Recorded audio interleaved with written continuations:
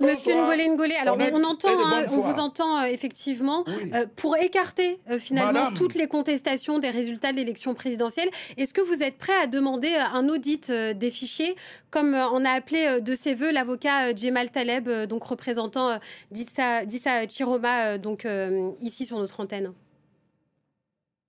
Mais on audite sur la base de quoi? Sur la base de quelle loi? Sur la base de quelle constitution? Et on audite par qui? Et ce n'est pas la première fois, madame.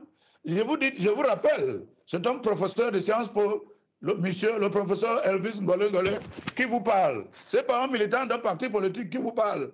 Et je vous dis que sur la base de tous les principes de la Sciences Po, aucun candidat, et dans ce cas, le candidat Issa Chiroma n'a ni la légitimité ni la légalité de demander un audit. Mais si c'est ça son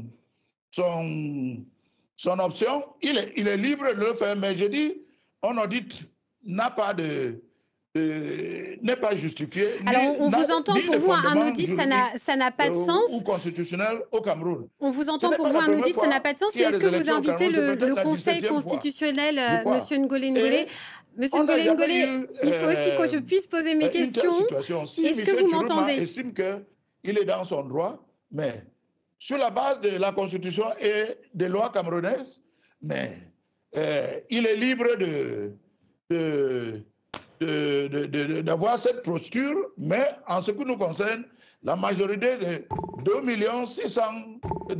400 et quelques mille Camerounais se sont exprimés. C'est la loi, c'est la Constitution. On entend le fait effectivement que l'égalité camerounaise. On entend, Monsieur Ngolé Ngolé, ce que vous dites. Alors après, il faut quand même que je puisse vous poser des questions, Monsieur Ngolé Ngolé. J'espère que vous m'entendez, parce que j'ai l'impression que ce n'est plus le cas. Et le code électoral de Cameroun qui prime ici. Donc si M. Chiroma, sur combien 12 candidats qui étaient en compétition, estime que lui seul peut se proclamer vainqueur, mais il est libre, mais il a tort. Il a tort. Alors, on vous entend, Monsieur Ngolé Ngolé. Sur notre antenne, l'avocat d'Issa Chiroma Mbakari a dénoncé. Est-ce que vous m'entendez, Monsieur Ngolé Ngolé? Alors, j'essaie de prendre la parole, si vous voulez bien, pour vous poser quelques questions. J'espère que vous m'entendez, parce que sinon, ce n'est pas possible de poursuivre si vous ne m'entendez pas les questions. Est-ce que vous m'entendez? Le code électoral du Cameroun, le code électoral et la Constitution qui ont permis à ce qu'il soit candidat. N'oublions pas qu'il y avait 83 candidats.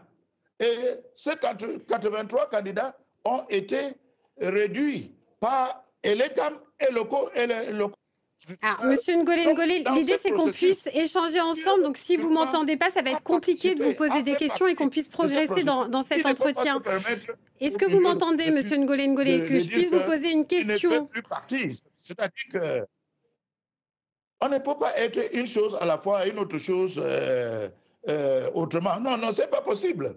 Et le Cameroun est comme toute autre démocratie où la démocratie représentative est pratiquée. M. Chiroma n'est pas... M. Chiroma est hors la loi. M. Chiroma est dans une rébellion ou dans une révolte qui n'est pas permis dans un contexte démocratique. Nous ne sommes pas...